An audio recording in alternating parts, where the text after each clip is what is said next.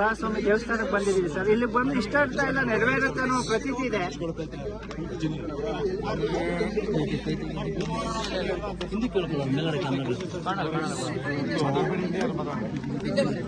ಈ ಭೂವರ ದೇವಸ್ಥಾನಕ್ಕೆ, ಈ ದೇವಿ ದೇವಸ್ಥಾನಕ್ಕೆ ಮೊದಲನೇ ಬಾರಿಗೆ ಬಂದಿದ್ದೀನಿ.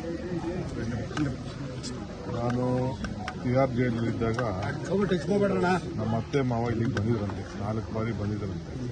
ನನಗೆ ಗೊತ್ತಿಲ್ಲ, ಆಮೇಲೆ ಗೊತ್ತಾಯ್ತು. ಒಬ್ಬ ನನ್ನ ಸ್ನೇಹಿತರು, ನಾನು ಅವ್ರ ಹೆಸರು ಹೇಳಕ್ಕೆ ಹೋಗಲ್ಲ, ಬೇರೆ ಪಾರ್ಟಿಲಿದ್ದಾರೆ, ಶಾಸಕರು. ಅವರು ನನಗೆ ಕಳೆದ 2 ವರ್ಷದಿಂದ ಭಾಳ ಒತ್ತಾಯ ಮಾಡ್ತಾರೆ. ಈಗ ಹೋಗಲೇಬೇಕು ಅಂತ ನನಗೆ ಭಾಳ ಹಿಂಸೆ ಮಾಡಿದ್ರು. ನನಗೆ ಇದರ ಮಹಿಮೆ ಅರ್ಥ ಆಗಲಿಲ್ಲ. ಇಲ್ಲಿ ಬಂದು ನೋಡಿದಾಗ ಇಡೀ ಮಂಡ್ಯ ಜಿಲ್ಲೆಗೆ ಇದು ಭಾಳ ಅದ್ಭುತವಾದಂಥ ಒಂದು ಐತಿಹಾಸಿಕವಾದಂಥ ಪವಿತ್ರವಾದಂಥ ಒಂದು ಧಾರ್ಮಿಕ ಕ್ಷೇತ್ರ. ನಮ್ಮೆಲ್ಲರೂ ಕೂಡ ನಮ್ಮ ಧರ್ಮದಲ್ಲಿ ನಂಬಿಕೆ ಇಟ್ಕೊಂಡಿರೋದು, ಎಲ್ಲ ಧರ್ಮಕ್ಕೂ ಪ್ರೀತಿ ಮಾಡೋದು. ಈ ದೇವಸ್ಥಾನದಲ್ಲಿ ಎಲ್ಲ ಧರ್ಮದ ಜನ ಬಂದು ಇಲ್ಲಿ ಪ್ರಾರ್ಥನೆ ಮಾಡಿಕೊಂಡು ಅವರ ವಿಚಾರಗಳನ್ನು ಹೇಳಿ ಪಡ್ಕೊಂಡು ಬರ್ತಾ ಇದ್ದಂಥ ಒಂದು ಪದ್ಧತಿ ನೋಡಿ ಭಾಳ ಅದ್ಭುತವಾದಂಥ ಕೆಲಸ ಕೂಡ.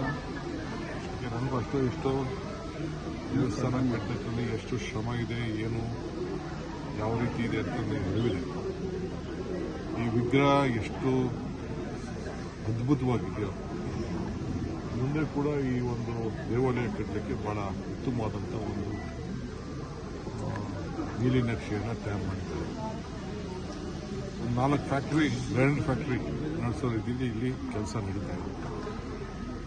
ಖಂಡಿತ ಈ ಭೂಮಿ ಮೇಲೆ ಯಾರಿಗೆ ನಂಬಿಕೆ ಇದೆ, ವಿಶ್ವಾಸ ಇದೆ, ಭೂಮಿಯ ಆಚಾರ ವಿಚಾರದ ಬಗ್ಗೆ ಯಾರಿಗೆ ಇದೆ, ಎಲ್ಲ ಕೆಲಸ ಮಾಡ್ತಿರೋರು ಎಲ್ಲ ಮುಸಲ್ಮಾನ್ ಬಂಧುಗಳು, ಅದನ್ನು ತಿಳ್ಕೊಂಡೆ. ಎಲ್ಲ ಬಂದು ಅವರೇ ಬಂದು ಇಂಥ ಒಂದು ಕೆತ್ತನೆ ಕೆಲಸನ ಇಲ್ಲಿ ನಡೆಸ್ತಾ ಇದ್ದಾರೆ ಅಂತೇಳಿ. ಸೊ ಇಲ್ಲಿ ಧರ್ಮ ಜಾತಿ ಇಲ್ಲ, ಎಲ್ಲರಿಗೂ ಕೂಡ ಬಹಳ ಪ್ರೀತಿಯಾಗುವಂಥ ಒಂದು ಪವಿತ್ರವಾದಂಥ ಕ್ಷೇತ್ರ. ನಾನು ಇವತ್ತೇನೋ ಇದಕ್ಕಿದ್ದಂಗೆ ಇಲ್ಲಿಗೆ ಬರಬೇಕು ಅಂತ ನನಗೆ ಮನಸ್ಸು, ಈ ಭಗವಂತ ನನ್ನನ್ನು ಕರೆಸ್ಕೊಂಡು, ಈ ಭೂತಾಯಿ ಇಬ್ಬರು ಕೂಡ ಕರೆಸ್ಕೊಂಡು ಭಾಳ ಸಂತೋಷದಿಂದ ಇಲ್ಲಿ ಪೂಜೆ ಕೆಲಸ ಕೂಡ ಪ್ರಾರ್ಥನೆ ಮಾಡಿದ್ದನ್ನು ನೋಡಿದ್ದೀನಿ. ಸೊ ರಾಜ್ಯಕ್ಕೂ ಕೂಡ ಒಳ್ಳೆಯದಾಗಬೇಕು. ಸೊ ನನಗೆ ಭಾಳ ಸಂತೋಷ ಆಯಿತು. ಇಲ್ಲಿ ಬಂದಂಥ ಸಂದರ್ಭದಲ್ಲಿ ಅರ್ಚಕಸ್ಯ ಪ್ರಭಾವೇನ ಶಿಲಾತ್ಮತಿ ಅರ್ಚಕನ ಪ್ರಭಾವದಿಂದ ಶಿಲೆಯಲ್ಲೂ ಶಂಕರ ಕಾಣೋದು. ಹೀಗೆ ಎಲ್ಲ ಅರ್ಚಕರು ಭಾಳ ಧಾರ್ಮಿಕವಾಗಿ ಒಂದು ಪವಿತ್ರವಾದಂಥ ಕೆಲಸನ ಕೂಡ ನಡೆಸಿ, ನಾನೇನು ತರಬೇಕು ಇಲ್ಲಿಗೆ ಬರಬೇಕಾದ್ರೆ ಅಂತ ಕೇಳಿದೆ. ಏನು ಬೇಡ, ನೀವು ಬಂದು ಆಶೀರ್ವಾದ ಮಾಡಿ, ಇದು ದೇವರ ಬಂದು ದರ್ಶನ ಮಾಡ್ಕೊಂಡು ಹೋಗಿ ಸಾಕು ಅಂತ ಅರ್ಚಕರು ನನಗೆ ಹೇಳಿದರು. ಇವತ್ತು ಬೆಳಗ್ಗೆ ನನ್ನ ಸ್ನೇಹಿತರು ಈ ಫೋನ್ ನಂಬರ್ ಕಳಿಸಿದ್ರು, ನಾನು ಮನಸ್ಸು ಮಾಡಿರಲಿಲ್ಲ. ಇವತ್ತು ಬೆಳಗ್ಗೆ ನನ್ನ ಸ್ನೇಹಿತರು ಕಳಿಸಿದ್ರು, ತಕ್ಷಣ ಅವ್ರಿಗೆ ಫೋನ್ ಮಾಡಿದೆ. ಸೊ ನಾನು ನನ್ನ ಧರ್ಮಪತ್ನಿಗೆ ಹೇಳಿದೆ. ಅಷ್ಟೊತ್ತಿಗೆ ಅವಳು ಸ್ವಲ್ಪ ರಿಸರ್ಚ್ ಮಾಡಿದ್ರು ಅಂತ ಕಾಣ್ತಿದ್ದೆ. ಅವ್ರ ತಾಯಿನೂ ಎಲ್ಲ ಬಂದು ಇಲ್ಲಿ ಒಂದು ಪ್ರಾರ್ಥನೆ ಮಾಡಿಕೊಂಡು ಹೋಗಿದ್ದಂತೆ.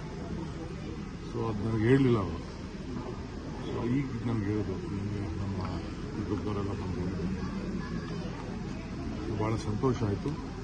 ನಿಮ್ಮನ್ನು ಕೂಡ ಭೇಟಿ ಮಾಡೋಂಥ ಒಂದು ಭಾಗ್ಯ ನನಗೆ ಸಿಕ್ತು. ಸೊ ಎಲ್ಲ ನಮ್ಮ ಕಾರ್ಯಕರ್ತರು ಪಕ್ಷ ಭೇದ ಮರೆತು ಬಂದು ಇಲ್ಲಿ ನನಗೆ ಶುಭವನ್ನು ಹಾರೈಸಿದ್ದಾರೆ.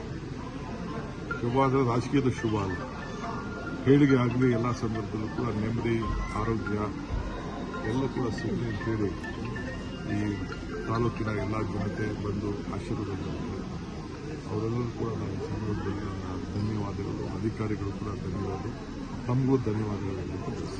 ಅಧಿಕಾರ ಪ್ರಾಪ್ತಿಗಾಗಿ ನನಗೆ ಗೊತ್ತಿಲ್ಲ.